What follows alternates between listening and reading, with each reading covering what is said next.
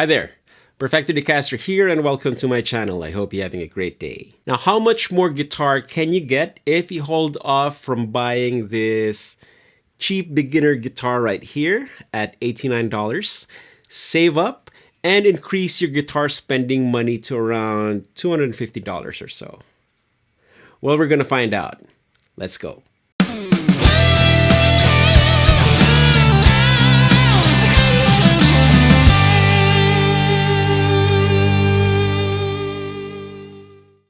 Regular viewers of this channel are quite familiar with the glary guitar right there, which is featured in my cheap beginner guitar video series. If you haven't seen those videos yet, click on the card above to check them out. And some of you are patiently waiting for the glary upgrades video that I promised at the end of that trilogy. Now don't worry, that video is still happening. In fact, at the time of shooting this video, I am also patiently waiting for the parts to come in so that I could start putting it together. However, as I'm waiting for the parts to come in, I also got curious as to how much more guitar can you get if you held on to the $89 that you're going to pay for this glary guitar right here and save up and increase your guitar spending money by, let's say, $100.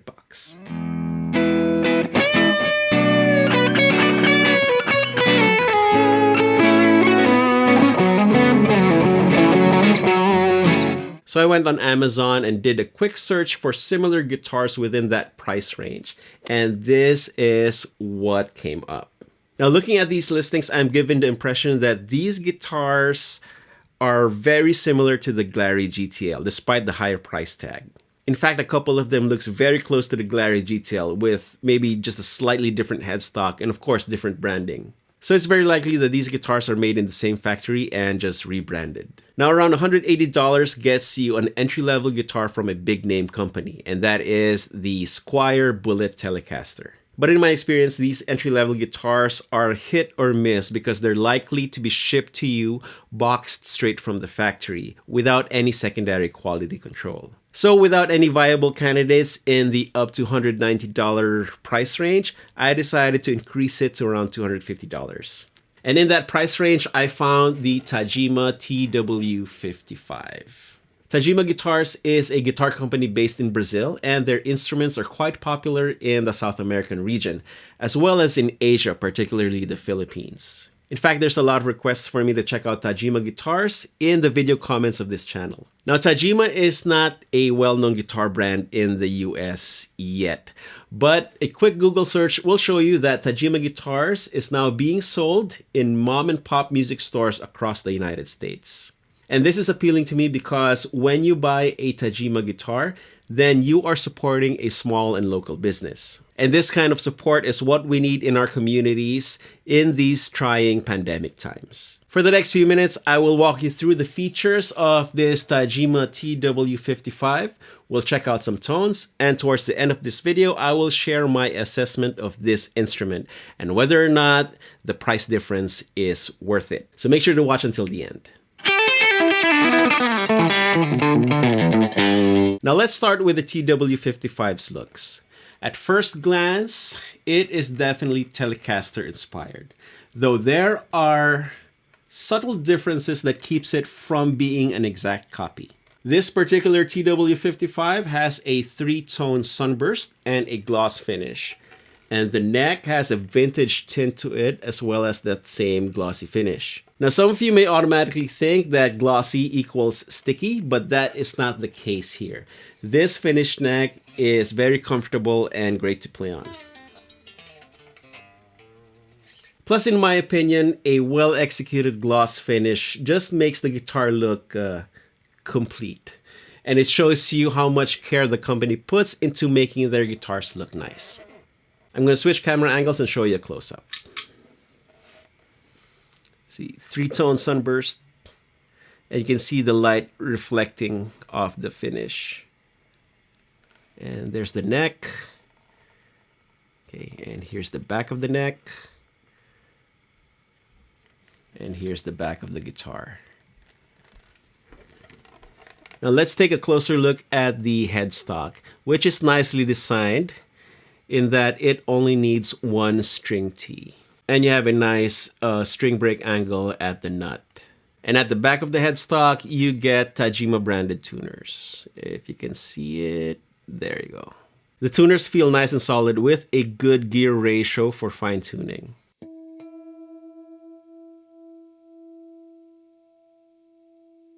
Now, the tuners were one of the issues I had with the Glary. So, point goes to Tagima for providing good quality tuners right off the bat. Plus another point for the headstock design, because less string Ts means less friction, and that also means better tuning stability.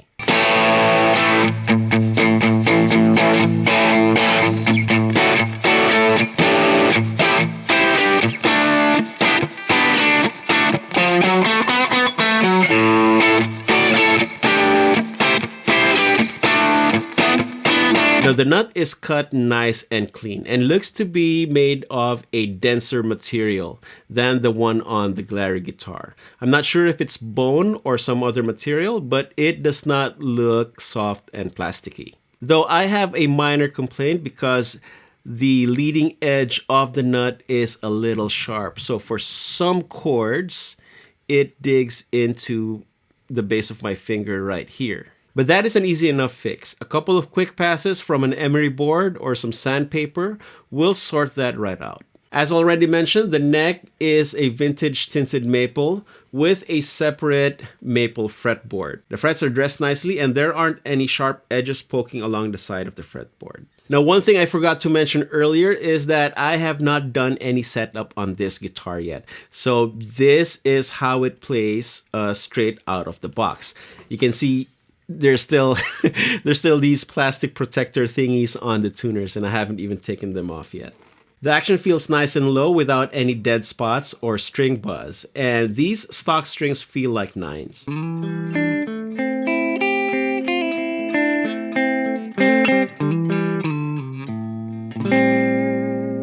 Now let's move on to the guitar body. Again, I haven't done my own personal setup on this guitar yet, so there's still plastic protective covering on the pickguard. I took the ones off of the pickups though, because they were interfering with the strings. Taking a closer look at the bridge, we have an ashtray style bridge plate, but with 6 individual string saddles, as opposed to the vintage style 3-barrel saddle on the Glary. This is much better because you can set the intonation for each individual string. Now another difference is that this bridge is string through. So you feed the strings into the guitar body from the back of the guitar, whereas the Glary's bridge was top-loaded. Now you guys can argue the pros and cons of string through versus top-load tele bridges in the comment section below. Points go to Tagima for the individual string saddles and the better quality bridge. I've been playing this guitar for several days now and I haven't broken a string yet. And these are still the stock strings. So that tells me that there aren't any sharp edges in the bridge that will cause string breakage. Now a closer look at the body reveals a 3-piece body. And I believe the wood is poplar. And again, that is the beautiful 3-tone sunburst finish with gloss. And if you shine it just right, you can see my fingerprints. Okay, hold on. Let me take care of that.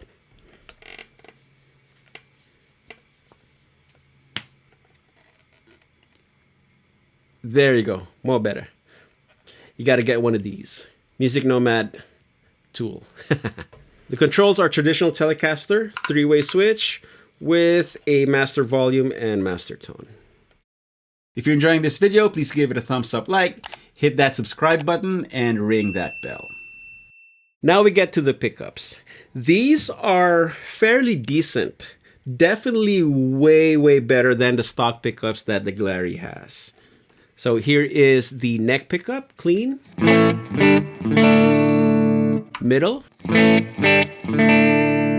and the bridge.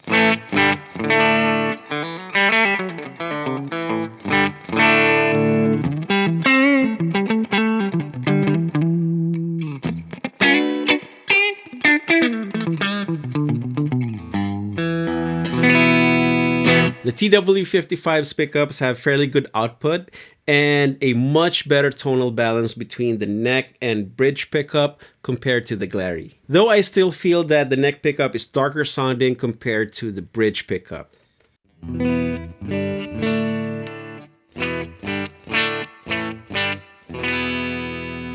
So if I EQ my rig to compensate for that, the bridge pickup ends up being a little bright.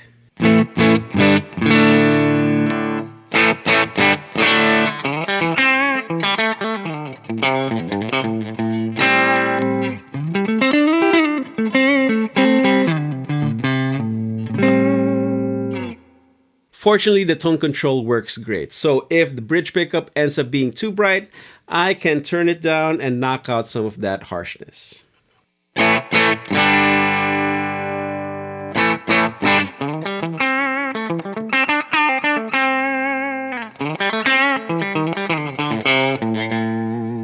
Okay, let's check out some tones. I'm plugged into my Headrush gig board, and this is a Plexi amp model set to a hot clean sound.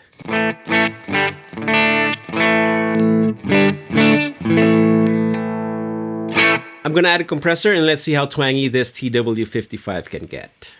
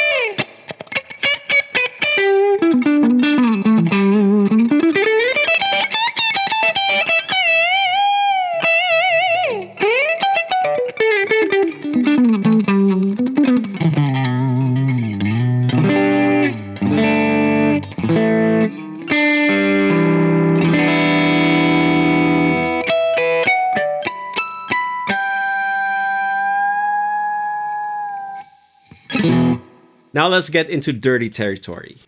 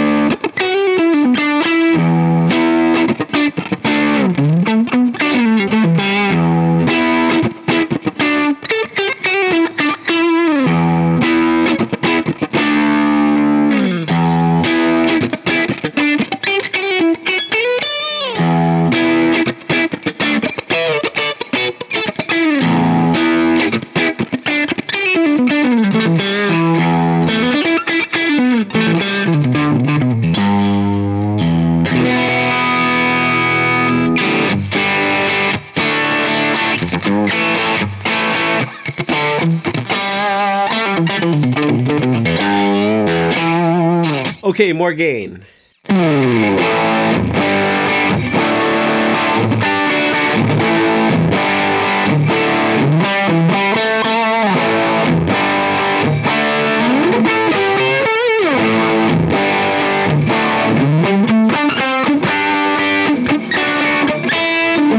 Like a regular Telecaster, these pickups are pure single coils, so there will be a 60 cycle hum when you turn up the gain. However, they are also reverse wound, so you get some hum cancelling when you switch to the middle position.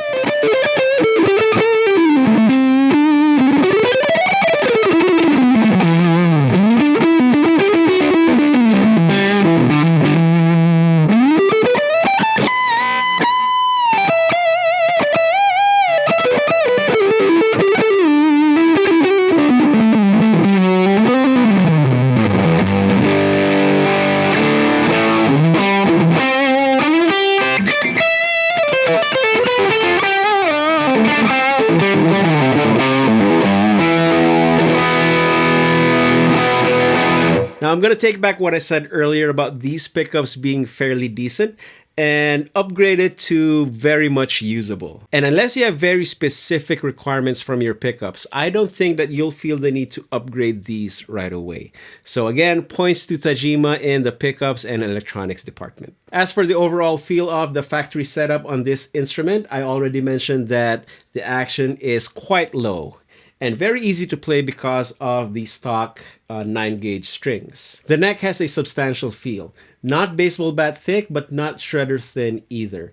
And it has a nice vintagey vibe in the neck profile, but paired with a modern, flatter fretboard radius. As for the weight, the TW-55 is slightly heavier than the Glary. Not heavy enough to hurt your shoulder. It's like regular guitar weight, because the Glary is exceptionally light. So if you're after a light guitar, then the point goes to the Glary. Okay, assessment time. Is the $230 Tagima TW-55 worth the price difference from the $89 Glary GTL? Well, in a word, yes. 2 words, yes, definitely. To get the Glary GTL to play and sound as good as, or at least comparable to this Tagima TW-55, you are going to have to change the tuners, change the nut, change the pickups and electronics, and if you don't know how, you'll have to pay for a proper guitar setup. And even then, the Glary still won't look as good because of the Tajima's better finish. In the end, if you factor in all the costs, the time, and the effort that needs to be done to fix this cheap beginner guitar, then the $140 price difference between these two instruments doesn't seem so bad. Now, making this video has made me rethink and reassess my plans. And this is probably a good opportunity for you guys to influence my next video production. Let me know in the comments section below if I should use the upgrades that I'm waiting on to fix this cheap beginner guitar, or should I use them to enhance this already good instrument. I look forward to reading all your comments, and let's see where this takes us and how it goes.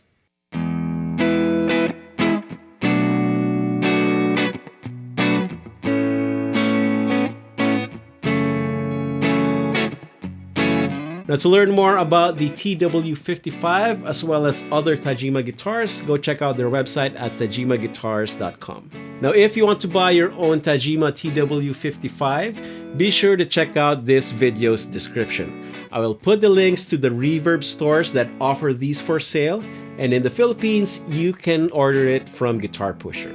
Okay, that's it for this video. If you dug it, please give it a thumbs up like, feel free to share it with your friends, and do subscribe if you haven't yet.